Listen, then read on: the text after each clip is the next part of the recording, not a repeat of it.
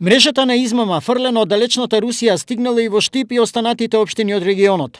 Исто како и на другите места во државата, но и Србија, изложбениот салон веќе неколку дена е затворен и во нивното единствено представништво во источниот регион. Бе тражат некои од Кочани, прашуваат за дукјанче, за намештај.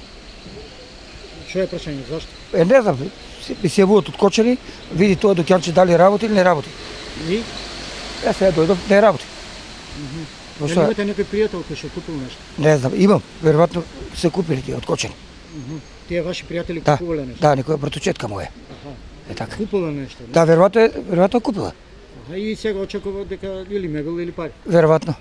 Затоа ме праша на Ванчо Плеќе, викам ај ќе видам. Иако работеше релативно кратко време, Нефа во Штип предизвика внимание и интерес. Има, велат и околните продавачи, но и по неговото затворење.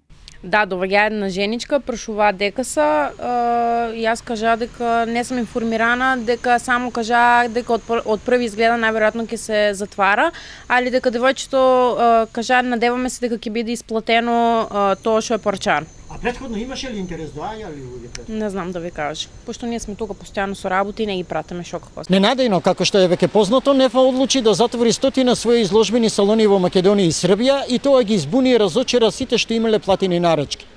Гледачи на телевизија Стар денес дискретно прашуваат дали има новости околу Нефа, што подразбира дека таму платиле и очекуваат нарачането да им биде испорачано. Дали чекањето ќе им се исплати е крајно неизвестно, зашто Максим Максимов, директор на Нефа за Балканот, веќе неколку дена е во Русија и не одговара ниту на телефонски повици, ниту на мејл. Доколку е утешно за сите измамини, па и за оние во Штип, Кочани и останатите градови, преку соопштение од Русија се огласи собственикот Нефичков, кој вети обештетување на сите. Во меѓувреме, сите 500 вработени во фабриката на Нефа во Врање се без работа, зашто машините се изнесени преку ноќ и однесени на непозната локација.